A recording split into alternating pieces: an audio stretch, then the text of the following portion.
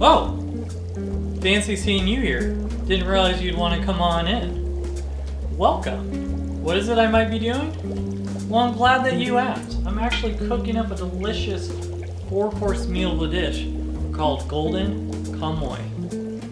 What is it exactly? It's a mixture of a lot of different recipes and spices to mix this 4-course meal of a story. Is it a little bit, is it a survival? Yeah, maybe. What about, is it a cooking manga? Fancy that you ask. It does have a bit of cooking. Oh, but you know what it even has a little bit more of? Historical fiction. It's not quite right. We need to give it a little action adventure. Oh, and while we're at it, has a humor that some might say is a little spicy. So let's go ahead and dive in to find out a little more about this hidden gem of a series. What I'd like to think of kind of like a 4-course meal of manga called Golden Kamuy. What is Golden Kamuy? Is it an action adventure? Is it historical fiction? Is it a survival guide? Is it a cooking manga? Where do you begin to describe Golden Kamuy? This story does not really fall into your typical genre. The best and appropriate way you can describe Golden Kamuy like a 4-course meal. There are many different hors d'oeuvres, appetizers, main courses, and desserts. This story, like prepping for a 4-course meal, you have all these different flavors, aromas, and spices as you prepare the many dishes that is going to be provided for the reader. Welcome to the GTP. My name is Scott, and let's go ahead and dive into this manga review of Golden Kamuy. You want action?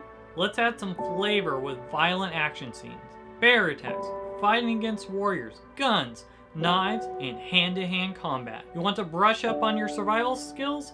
Let's add a pinch of how to survive if you're lost in the woods. Have a love for cooking? Learn how to cook squirrel, birds, rabbits, perhaps a whale, to name a few. To make the story a bit spicy, you provide some comical relief, sometimes maybe even a little too hot, if you know what I mean. Scenes like thinking the soldier's actually eating poop in chapter 1, the banter back and forth with the main characters, and more jokes of innuendo than I care to count.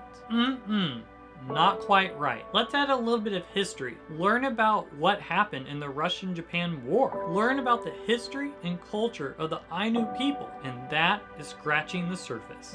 Last, and one of the most important ingredients, the story has a lot of heart. You will become attached to certain characters, wanting to follow them on their journey. The story follows the Immortal Sugimoto, who is a veteran from the Japan-Russian War. Out in the wilderness panning for gold is told a story from another traveler about a fortune of gold that is hidden in Japan. It just so happens that the person who knows the gold's location, while stuck in prison, tattooed a map of the gold on many different inmates that shared a cell with him. Within the first couple of chapters, you are well on your way hunting down the different inmates that have escaped, that each have a part of the map tattooed on their body. What can I say about the Immortal? He is a strong protagonist, he cares deeply about others, yet he can turn off simply a switch in his brain and all of a sudden become a vicious, violent killer. He is a ready, fire, then aim type of person.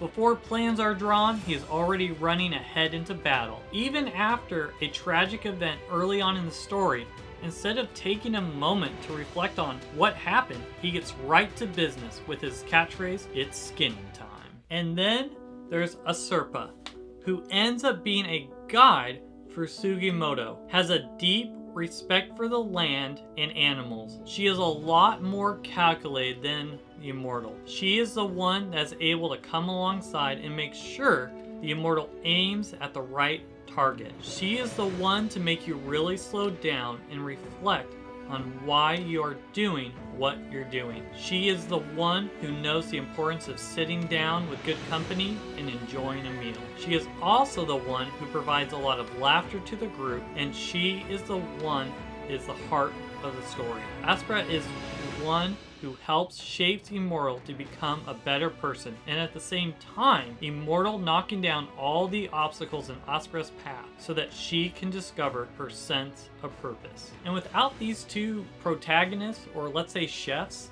I'm not sure the story actually would have worked, because they complement each other so well. There's also an expanding cast of interesting characters, from the carefree and goofy Shari, also known as the infamous Escape King from breaking out of many prisons, to the leader of a corrupt platoon, to an ambitious Haja trying to create a new republic. Luckily, unlike some of the other manga, it never feels as if there are too many cooks in the kitchen, but I will say I personally struggled to remember the names of the expanding cast. So what did I enjoy about this 4-course meal? Whether you're hunting animals or you're hunting humans, this story has a lot of interesting flavors. Survival. Not only did I learn how to catch a squirrel, I now also know how to eat one. Eating an orca, a sea eagle, even seal meat. History. When it comes to world building, the story is almost historical fiction. This story takes place in the early 1900s. This story feels very much like the Wild Wild West that was in America, but instead we're in Japan. Even certain events, take for example, I learned Japan started taking fingerprints in 1911, and I love the small commentary boxes that share certain stories were inspired by real life events. It was neat how they weaved real historical criminals into the story. And after reading a volume, I would catch myself looking up online about the history of the Russian-Japanese War. This is a great story for wanting to learn more about different cultures, such as the indigenous Ainu people. There is a lot of attention to detail in the artwork. You can tell the author spent a lot of time researching the history around the early 1900s in Japan. You can tell the author not only has a deep understanding, but appreciation for the historical setting. And some of the artwork panels are breathtaking. I've not caught myself staring at some of the panels like this since reading Goodnight Pun Pun. There were even moments as I turned the page, I gasped in shock. So good. This is a story that wants you to take these side detours before heading towards the main course, such as taking a detour about horse racing. This is not a story I actually recommend binge reading.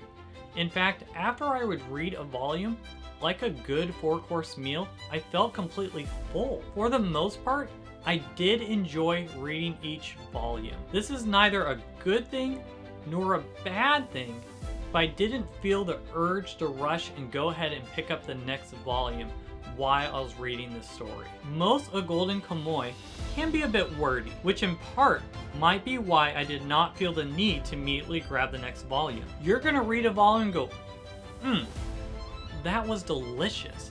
But if a waiter came by and said, hey, would you like another 4-course meal? You're gonna pass. You're like, just a little too full. I will say, volume 6, the story really starts to pick up. I could not put the book down during the hotel arc. Volume 7 was epic. Another one I could not put down. And volume 14 led up to something big you had been waiting for in a long time, and it delivers it in spades. I was completely sucked in. It was bloody, brutal, educational, and hilarious all at the same time. I do have a few cons with the story, and after volume 14, you might have to go through some less desired dishes before getting back to some more of that delicious story. I am grateful that volume 19 really picks up again. I'm sucked in, still laughing, and wanting to find out what happened. Going from volume 20 to 21, it felt as if I was missing the entire chapter trying to figure out what is going on. And this happens from time to time where the story jumps without warning. Because at times I felt a little confused as I was reading the story, I wasn't sure if I was reading a flash forward, a flashback, or present day. It's almost as if like a server brought you your meal and you're not entirely sure, is that what I ordered? Sometimes I feel completely lost to what's happening in the story. You can see a character get captured by the enemy. In the next panel, he is back with his regular group ready to cook a meal. Sometimes the story felt a little like filler, going off the beaten path, such as all of a sudden going to hunt to taste a type of animal instead of focusing on the main story. These filler parts were always interesting, most of the time educational, but I would have liked the story to move a little more quickly. There are moments it feels you are in the middle of a dish and all of a sudden it's replaced with a different one. This made the story a little hard to track, and it wasn't until volume 7 that we finally had pictures in front of all the characters. I wish this was done sooner, as I struggled to track all the different names introduced in the story. And probably my biggest con in the entire story, and it might be my own intelligence level, but I was reading this volume where I knew this was going to be a big revealer part. And when I turned the page to the moment where this character dropped a name where I knew it was supposed to be a big reveal, I just had no idea who the person was talking about. I know I should know what this name is. I know I should be gasping at this scene. But instead I was confused as I was like, oh, I know I should know this. But it was such a struggle to try to remember who exactly are they talking about. Golden Kamuy needs more references for the readers. I struggled at times following the details of what was going on, but the later volumes do start to give you a little more hand-holding with what is taking place in the story. And like reading the recipe of the story, there are a few times where I go ahead and I look at the ingredients, and I was actually scratching my head wondering, what exactly is this ingredient? So if you're wondering about the age rating, the manga is rated 16 and up. And at first, I kind of disagreed with that age rating, reading just the first couple of volumes. But this is why I just don't do an initial impression, but I read as many volumes as I can when I read a manga. Because after the first 3 volumes, I could definitely see why the story is not for kids and rated 16 and up. A little bit of language, adult content. There are a few panels that made me squirm from animals attacking humans. But as the story goes on, there are a few chapters here and there that is heavy adult content. For the most part, it felt like a story for adults without purposely being crude. But there are some bizarre, heavy adult content sprinkled throughout the story, such as a person getting just a little too friendly and close with animals. Luckily, it's not throughout the entire series. And after reading 27 volumes of Golden Kamuy, this is a story that is a huge investment of your time and energy. But I will say it's completely worth it.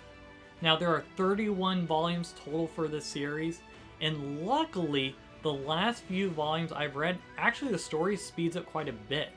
And now what I normally said after I read a volume I felt full, I couldn't read anymore, the last couple volumes I was actually able to read those a lot faster, where I actually did pick up the next volume and I started reading right away. It's quite rare for a story to have so many different elements and able to weave them all together so beautifully. So I'll be giving Golden Kamuy a GTP rating of an 8.5 out of 10. Even after being full, I still keep wanting to come back for more, and I'm so excited to find out what happens in its conclusion. This is an epic tale that demands a lot from its readers, but I assure you the rewards from the journey are completely worth it. After this review, it's time to stop what you're doing and start reading Golden Kamuy.